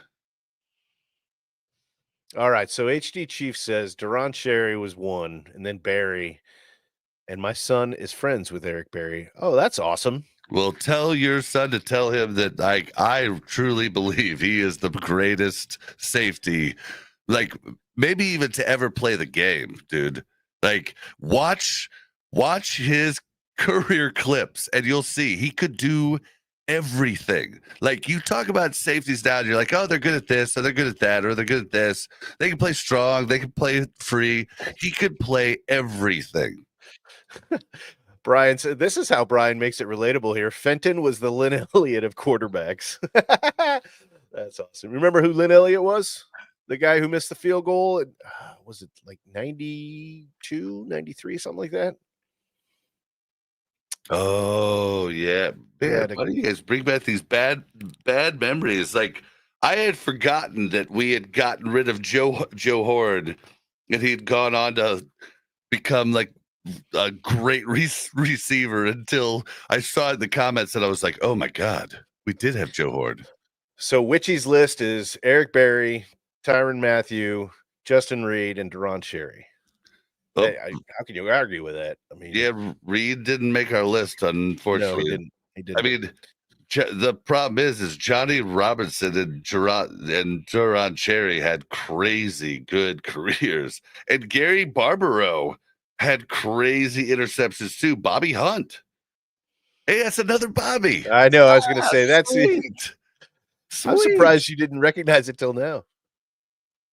Oh man! And then good old Greg Wesley. So we got a Buck and a Bobby in this episode. That's awesome. We got 2 Bobbies. Yeah. Yep. Bobby Bell. Yep. Oh, okay. So Deron Cherry has to make that list. Has to make that list. 50 picks and 11. Yeah. 50 picks, 11 seasons. And he was the heart of that. With that. He was the heart of that defense. But I'm Johnny Robinson. Like, how do you not? And look how crazy. Look how he looks so funny. Like, I don't know, man. Like the 1960s, maybe we should have just done like, players in our lifetime. I don't know, because I have no idea where to put these guys, and I feel like a jackass. Yeah, I'm sorry. I know this is off topic, but Brian is killing me here. Oh, we said Lynn Elliott. He said he missed 138 field goals, and then a minute later he goes, in one game. Oh man, Brian, you're killing me, man. Oh, well, I don't know, man. This is so hard. All right, so HD Chiefs fan has a great point here. I'm not arguing any of the points you make about Eric Berry. Believe me, he's a beast. However, Deron Cherry was the defense in his time as the Chief. And so was Eric Berry. I mean, I don't know if that's true. I mean, he played during the Alex Smith era, and We had to No, have. he played at the very end of the Alex Smith era. He actually retired 1 year before we won it all. Yeah. Thanks But again, D Ford. from 2010 to Barry's Super Bowl. From 2010 to 2018, I think we got Alex Smith in 2012. Is that right? Was it 2012? Did we really go 6 years without getting? Did we really go 5 years without getting Patrick Mahomes? Mahomes was drafted in 17, right? Or 16? Yeah. When did Andy come? Andy came in 2011. You looking it up? Read.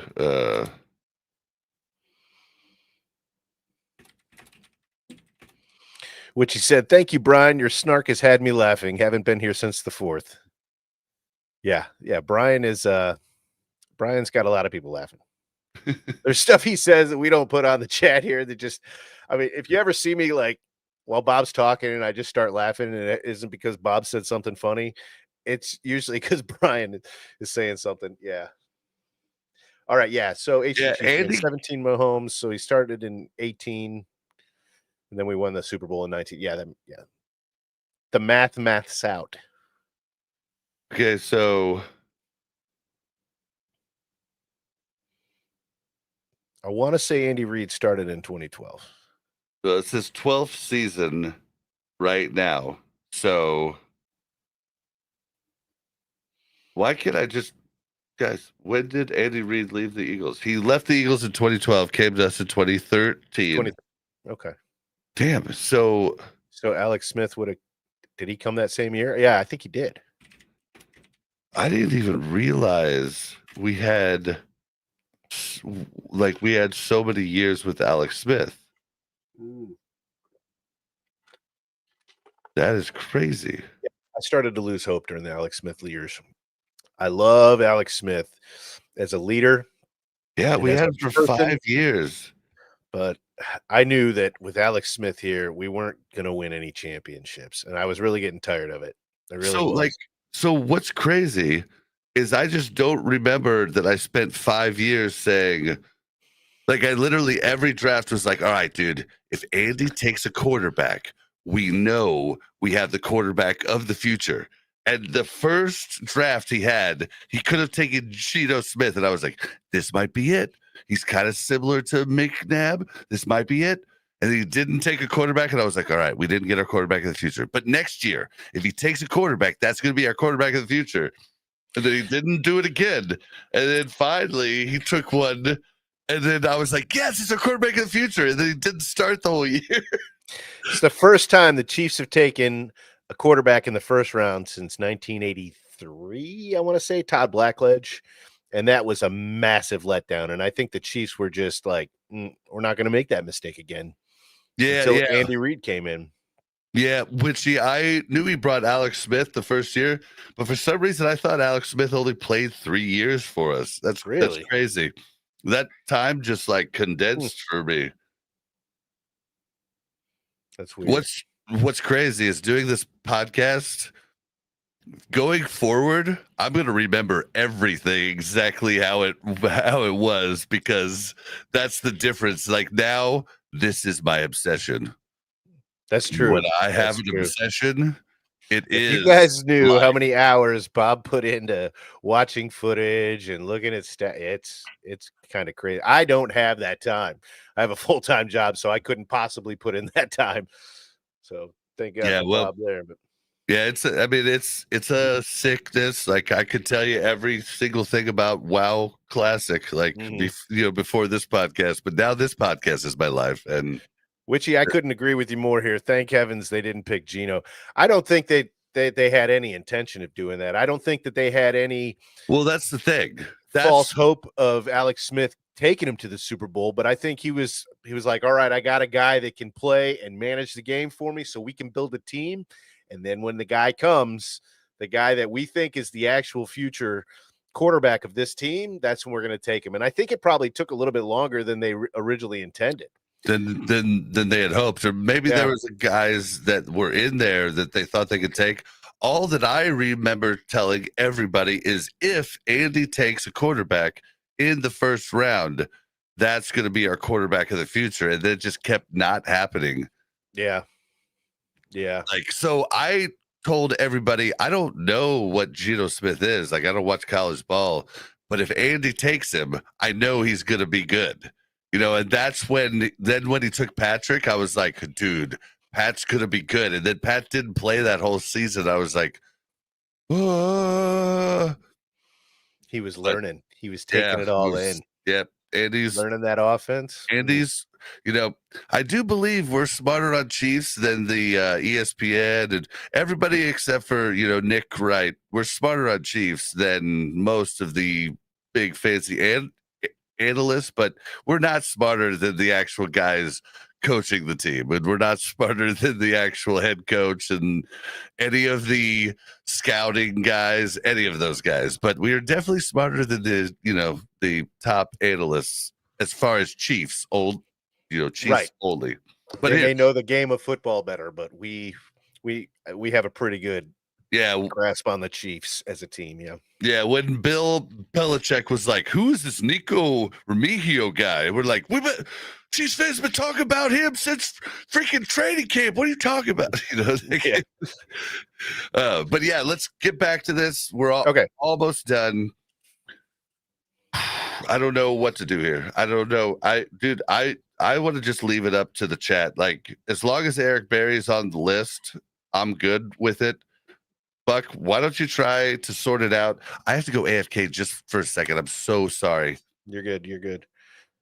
So there's a strong argument for Tyrann Mathieu just because of what he brought to the team when he came to the team. That was a huge upgrade. And along with him and Frank, oh my God, I'm blanking on his last name. The linebacker, Frank Clark. I think that pushed this defense up to where we were able to win that Super Bowl. So for me, I want to put Tyrann on there. Witchy says Cherry number 1, Deron Cherry number 1. I agree with you. It's just what Eric Berry did for this team. He wasn't just the defensive spark, but he was an emotional spark too. I remember the first game he came back to play after the cancer thing, and the crowd was just electric. He had tears in his eyes. I had tears in my eyes. I kind of got a tear coming right now. But for me, it's kind of a toss up between Deron and Eric. You can't really go wrong with either one in the number one in that spot. But I'd love to put Tyrann Mathieu on there. I'd love to put Johnny Robinson on there. 57 interceptions over 12 seasons.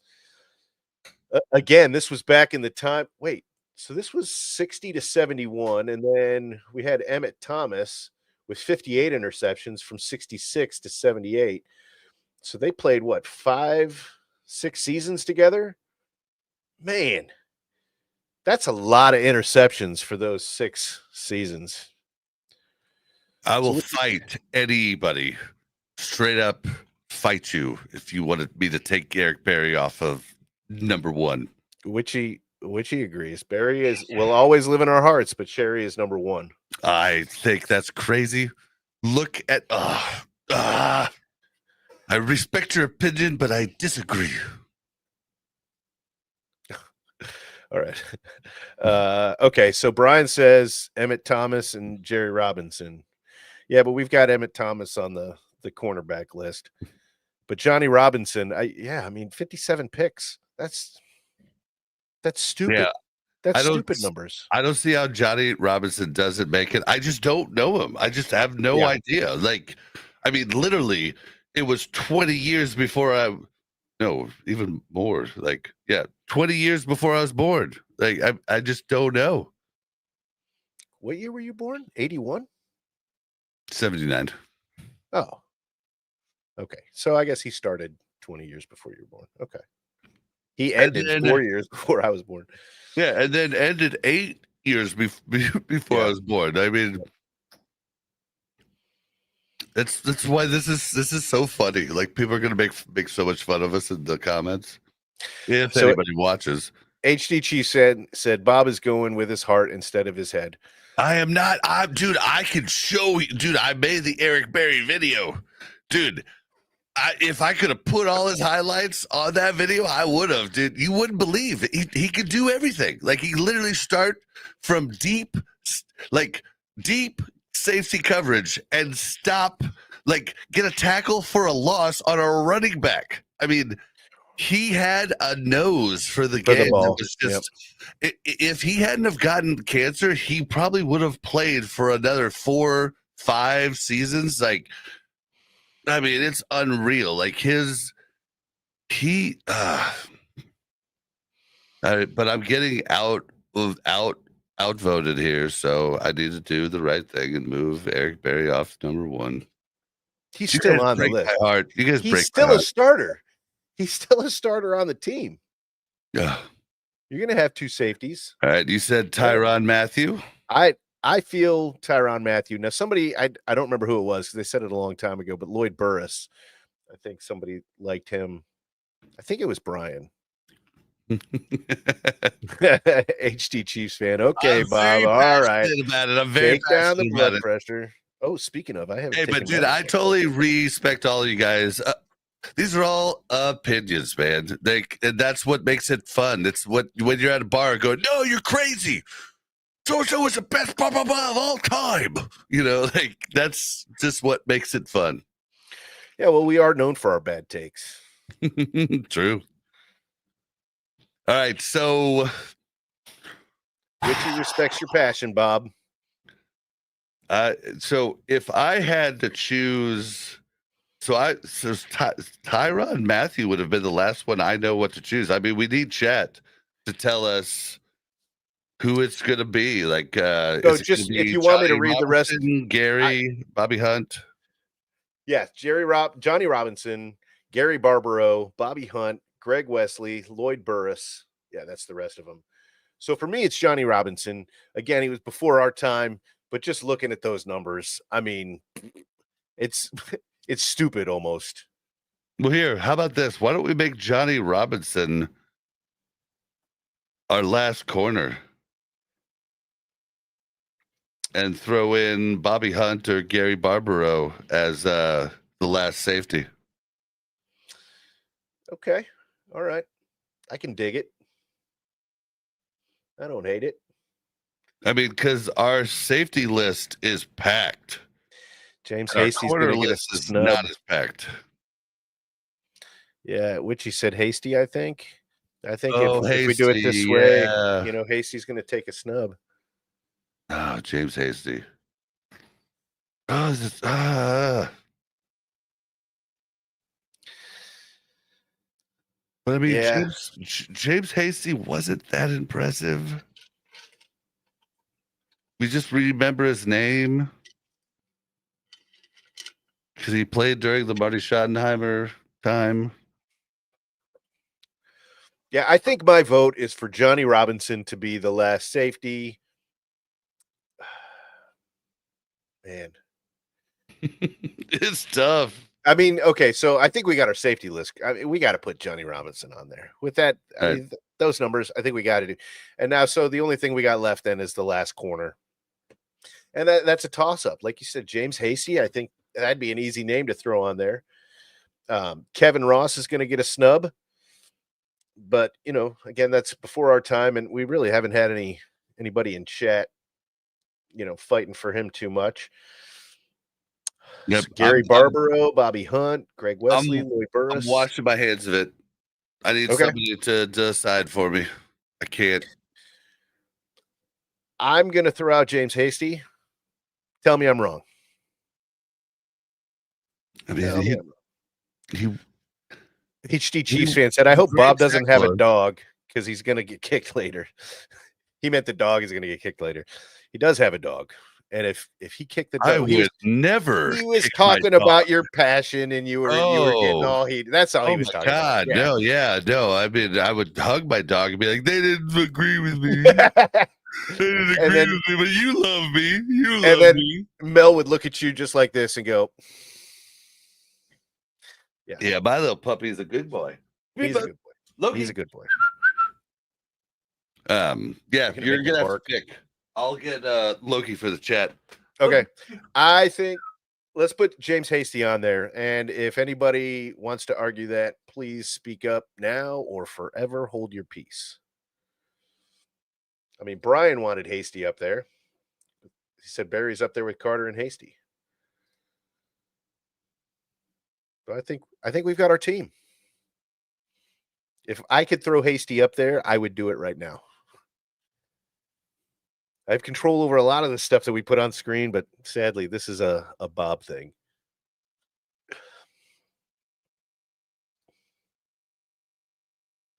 Well, you talked about my pup, so I had to bring him. Loki, say hi. Say hi to everybody. What's up, Logie? Yeah, he has zero interest. He's like, can we go to my place? Yeah. You go to the park. Is there food up here? Brian says Hasty as well. All right. Hasty it is. Which he says, oh, look at that face. I think she's talking about Loki, though. Yeah. I never get that anymore. Someone from Fort Worth, Texas is calling me. Weird. All right, that's our list, dude. That's a stacked defense. Yeah, I can't imagine anybody beating us with this D on the field. Unreal. John Although, Elway would have found a way to beat us at one time at least. Stop that. I hated that guy. Just because he was good. Nothing personal. All right, well, this was hard, dude. This was really hard. It was hard in the opposite way that last week was hard. Yeah. It was hard. Thank So you, much everybody talent. in chat, for helping us, because, geez Louise, we would have been clueless, like, without you. I can't believe, like, this is funny because I've been a fan of the Chiefs forever. But the history of the Chiefs goes back so far, if you really think about it, like 1960 to now, 65 years. This will be 66, yeah. So Witchy says, so we cut Sally Amua, Poe, and Clark. Yeah, we kind of had to. I mean, who do you want to put Sally Amua in front of? Who do you want to put Dontari Poe in front of? Frank Clark, just the longevity isn't there. But for me, man, it's hard for me to snub Clark too, because he came in a pivotal time, just like Tyrann did. Came in at a pivotal time. We needed that piece to solidify a Super Bowl victory, and it was our first Super Bowl victory in a few years. Well, a couple decades. Maybe something we should have considered, because all these guys, 60s, Johnny Robinson helped us win Super Bowl IV. Who else? Bobby Hunt helped us win Super Bowl IV. I think EJ Holub, who didn't make the list, helped us win Super Bowl IV. Cheryl Hedrick. Who else? Bobby Bell. But he made the Buck list. Buchanan did make the list, but he was one of the ones that helped us win Super Bowl IV. I mean, all of these guys made Hall of Fame and everything else.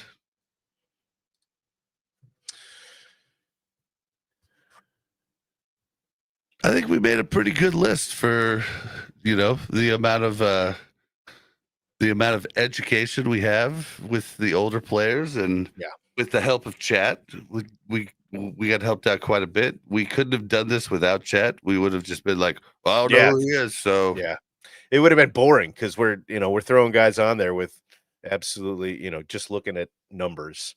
Yeah, you guys made the show. We'll have to make sure to tweet it out. Anybody, I'll leave it in the pinned comment of this video. If you want to make your own, you can make it, tweet it to us, post it in the chat.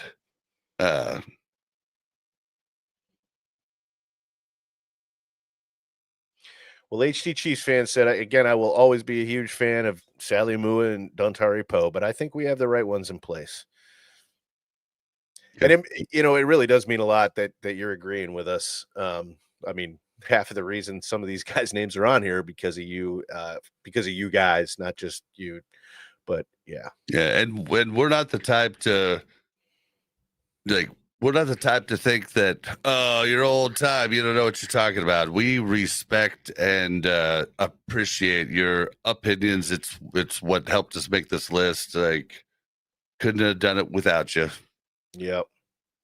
All right, so last little bits of thoughts here. What did you do over the 4th, Buck?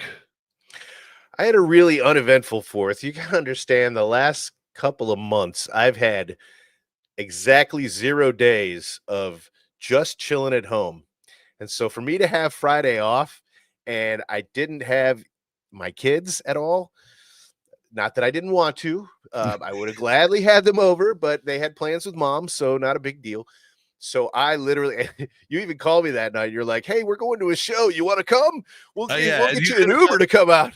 Yeah, I was gonna buy you an Uber to come to Liberty Memorial. You wouldn't believe it was the best fireworks show I've seen outside of Disney World, like in Florida. Yeah, I saw some fireworks. The fireworks in Corporate Woods I could see over the building next door. So no, but I really enjoyed hanging out at home. And then on Saturday I got to go to my mom's house and see my brothers and my sister, my nieces and nephews, and that was fun. I got out and did some things on Saturday. And then on Sunday was an unexpected day off because I usually keep my daughter overnight on Saturday.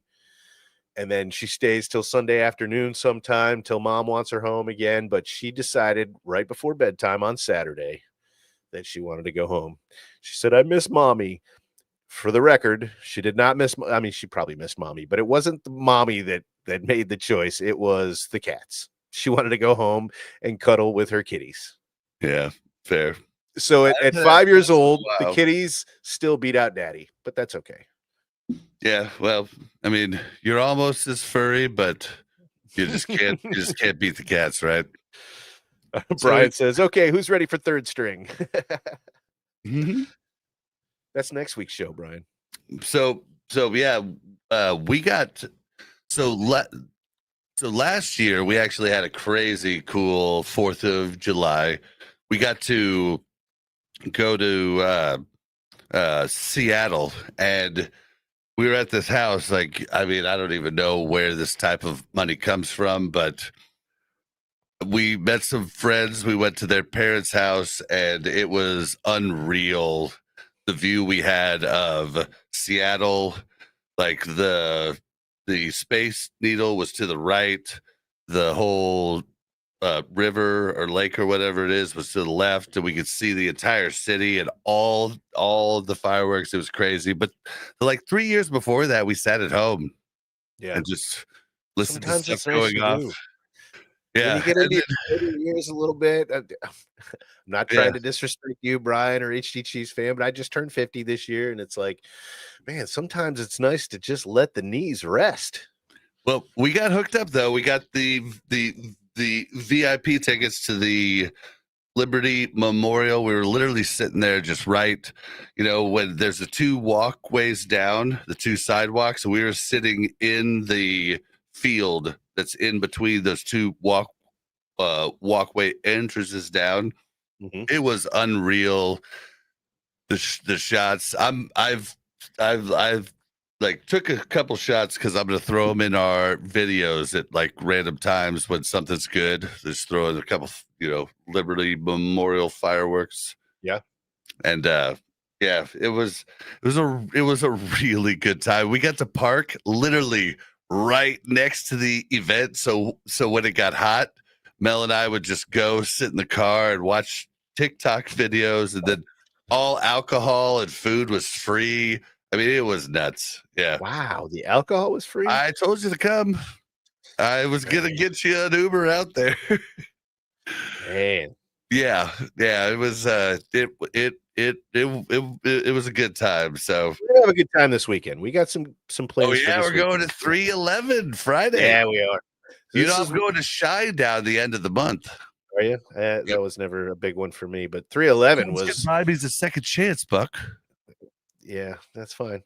311 was my band for decades, man. I got a 311 tattoo. So the problem was the last 15 years, every one of their shows kind of sucked because they always played the new stuff, and their new stuff always kind of sounded the same. But I went and saw them not, I think it was last year or the year before on April 20th.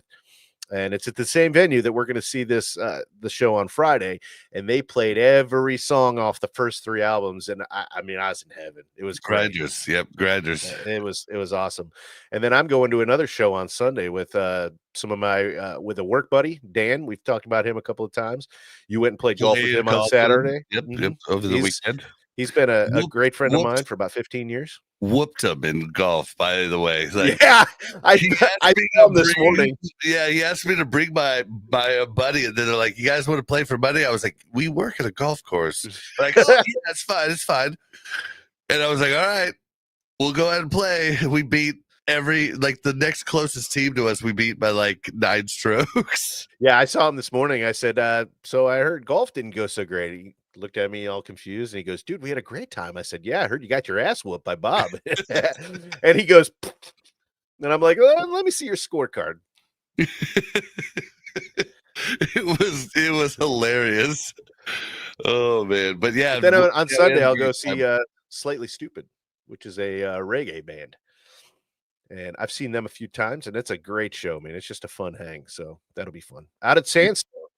You're gonna have a wild weekend. Is this still called Sandstone? No, It's no. called something else now, huh? Azura.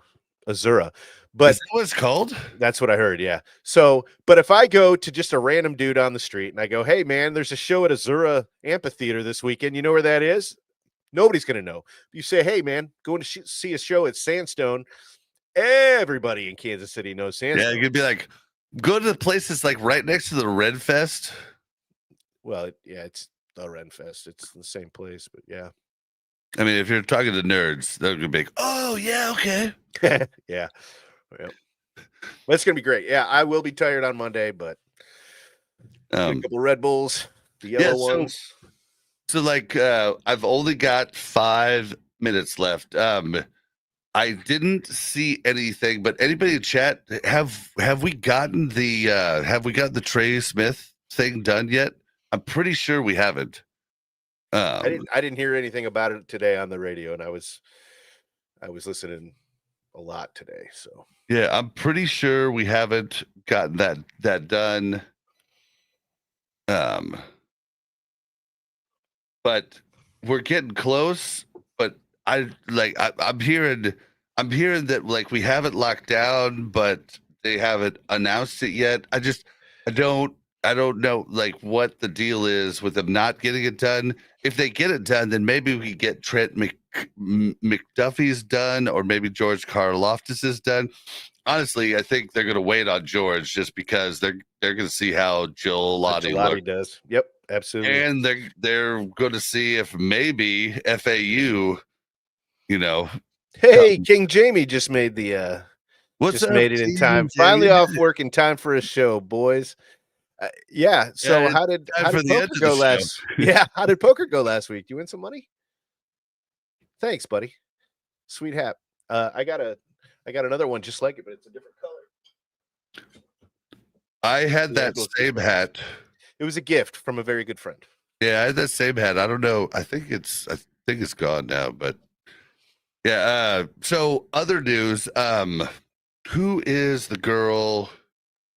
Oh, the dang it. You know what? You're trying to figure that out. K something. KC. No, K. Like Kay. K. Oh, okay. She's huge. She was huge on ESPN. I don't know. Wow. God, what's her Chiefs name? fan said Sandstone was synonymous with the 102 Hippo. You're talking about the KY 102, the radio station. So after they got kicked off the radio and 102 became Star 102, which was a contemporary rock, which is crappy. I actually worked there for one summer as an intern at 102, but it wasn't KY 102. King Jamie said, I won Adams. 4.5 K Adams. Yeah. K Adams, the extremely cute, like, she first joined ESPN. She's not with ESPN anymore. She first joined ESPN when I moved to LA in 2005. Yeah, Kay Adams had Mahomes on recently, and Mahomes said a lot of stuff I really, really like. Like, he basically, she asked, so they asked about Max Crosby. I know you'll be happy about this. And he was talking about how much he loved him and how much, is there a little love I'm affair. telling you, man, if he was a Chief, you would have a whole different outlook. I don't like him. All right, but she asked what what his main goal was going into this next season, and Mahomes said, we just want to get back to having fun. We just want to get back to winning, to have fun. I think last year we got real caught up in getting the three-peat, and it kind of soured the fun. And that's paraphrasing. It might not be exactly accurate, but I said it at the start of our podcast when we were talking about it. When everybody was talking about the three-peat, I was like, shut the F up. Please stop. I was one of the only ones saying it. You weren't. And we should have just shut up about it. Well, King Jamie's on both of our sides here. He said Max Crosby is cool. I do hate him, and at the same time, really like him. Now we're not talking about Crosby. I'm sorry you brought it up. Yeah, well, bring that up after hit this though, because I was like the only one in Kansas City saying stop talking about the three-peat, and everybody was like, "No, we got to talk about it." And now Mahomes admits it was a huge distraction last year. Sure it was. But, like we've talked about it several times. I mean, they were making choices over the course of the season that they wouldn't have made had it not been for the three-peat. All right, go ahead and make your Max Crosby. That was it. I mean, he just said that, he hates him and he likes him at the same time. I just think that if he was a Chief, I don't think that you would hate him. I really don't. I mean, I don't think I could deal with him being a Chief at this point. If he started out a Chief, maybe. Yes. Yeah. Maybe. But like, pretty sure. Think about Neil Smith. Neil Smith started as a Chief and he had a fabulous career here as a Chief. And then he went on to Denver and we hated him. I don't know that I ever hated him. I mean, I hated him because he was a Bronco and he was still having good seasons and he was hurting the Chiefs defensively. Yeah. I mean, but like, you have to think about how they left and why they left, and you have to like take that into account. It's the only reason I don't hate Tony is because it wasn't Tony's fault that he left. It was Al Peterson. Al Peterson? Wait, no, Peterson. Yeah. What the heck's his first name? GM. Carl Peterson. Carl, thank you. Yeah. See, I like mixed up the Raiders owner with Al Davis. Yeah, with him. That's how much I'm just like, dude. And he started out so good, and then turned into such. It's what happens to people with power. I'll tell you what. I want to give Carl Peterson some credit, though. Yeah, his main goal started out great. Well, no, yeah, but his main goal was to put butts in the seats. He wanted a sold-out game every week, and he did that. And then Kansas City did that.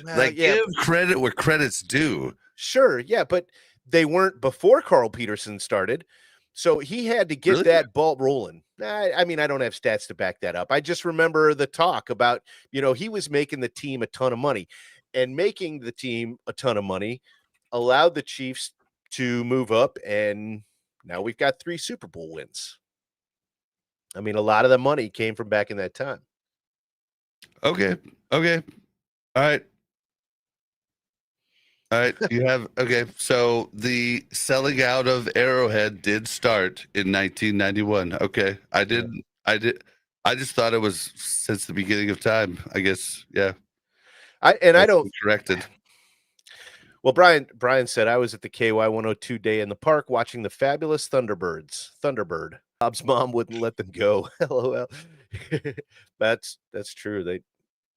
I mean, until I was 18, I was pretty restricted.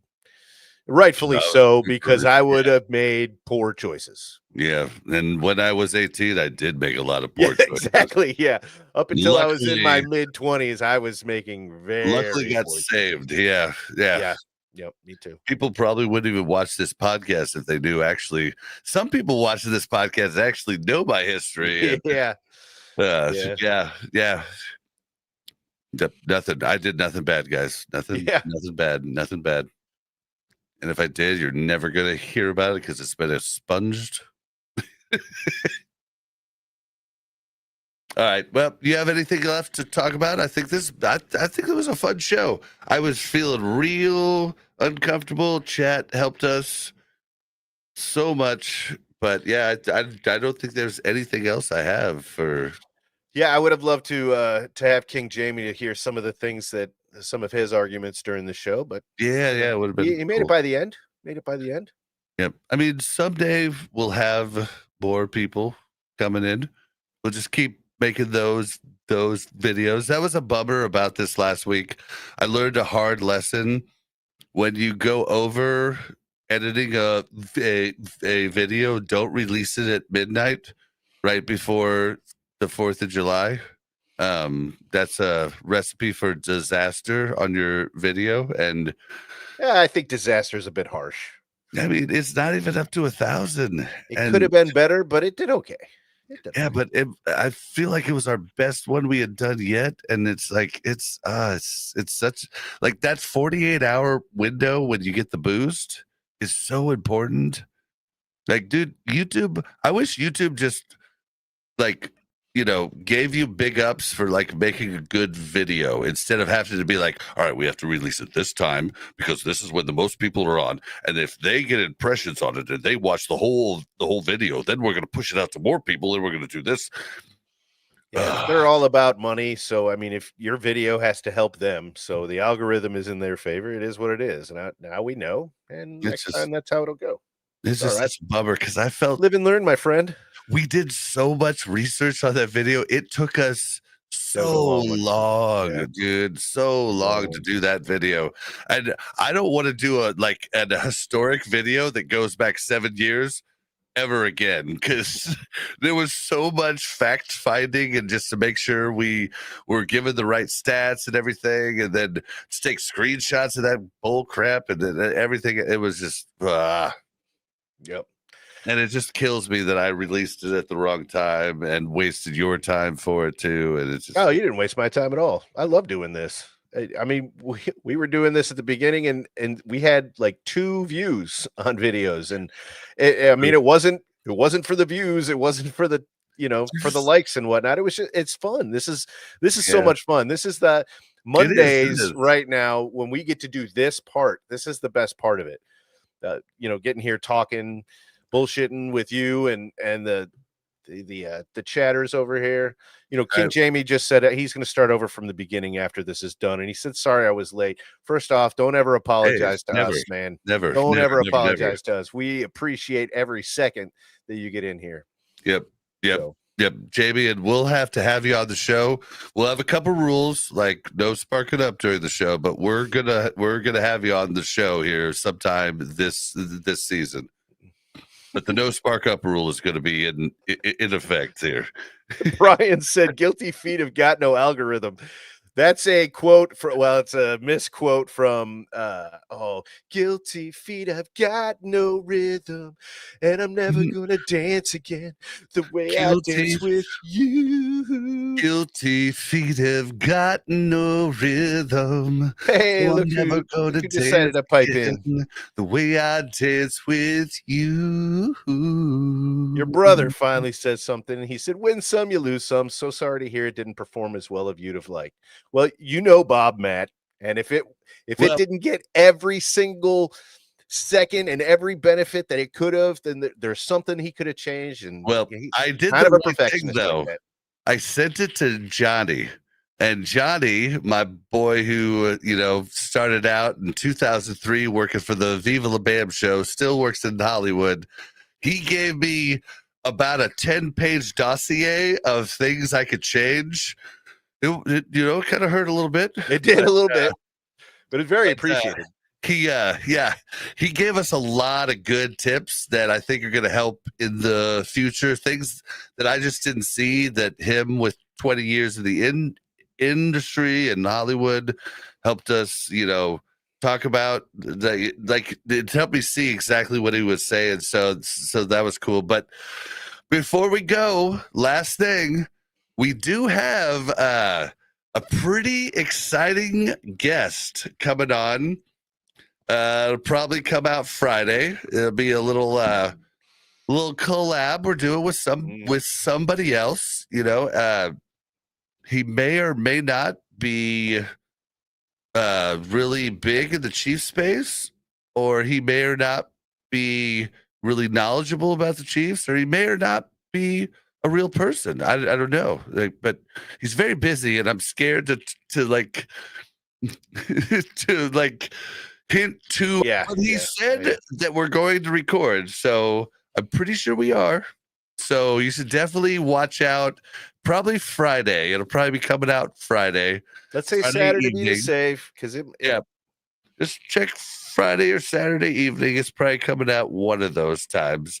I'm not going to make the mistake if I don't get the edit done. I'm not putting it out late. So learned my lesson there. So hope you guys enjoy. Matt said it that's cool of Johnny, and it was really cool. It hurt a little bit to hear some of it, but it was all out of love. So I mean, it was all for positive. What hurt the most from that critique? Because for me, it was like, your memes are too long. Like, damn it! But I thought the dude one was really good. He's like, nope, took too long. Yeah, and change the pace too. Yeah, no, for me it was, my background has nothing to do with the Chiefs, and it's kind of all over the place, which is fair. It is a fair critique, and that was rough. He was like, "Yeah, Bob, your background's great, but Buck, it goes to him. It looks like he's in his mom's basement. I don't know what's going on." That's actually very funny because it's complete opposite, but whatever.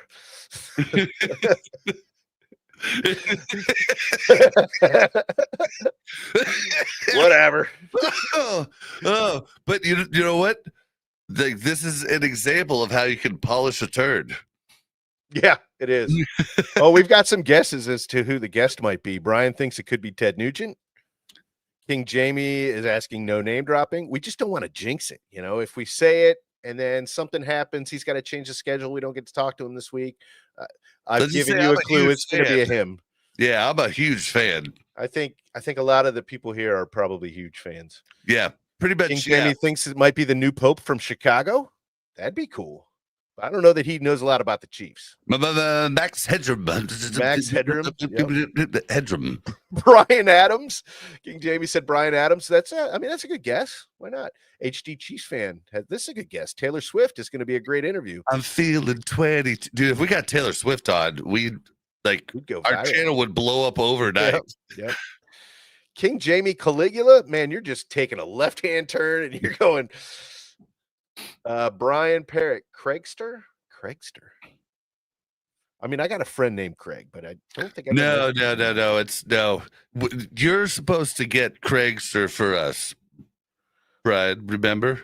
Vanilla Ice. I have looked up. There's no way to get a hold of him. I've tried to find an email or anything. Nothing. I had a suggestion. All right, stop. Collaborate and listen. I had a suggestion from a coworker today who has listened to, watched a lot of our videos, and he suggested Casey Wolf. We should try to get a hold of Casey Wolf and see if we can get that guy on here. 35 years as the Wolf. He's got a couple of good stories. All right, I'll message. It doesn't hurt to reach out. I mean, most we can hear is no. Yeah, I mean, I know a few people. I don't know him, but I know No, yeah. I mean, I know a person that got Mhm. him to come to his daughter's birthday party at the skating rink. So maybe. And I mean, he's not busy right now, right? Right. HG Chiefs fan said Sean Combs. No, P. Diddy's a little tied up right now. Brian, thank you. Hit that like button, subscribe, all that good stuff. Comment. We need the comments. We love We the do comments. need the comment.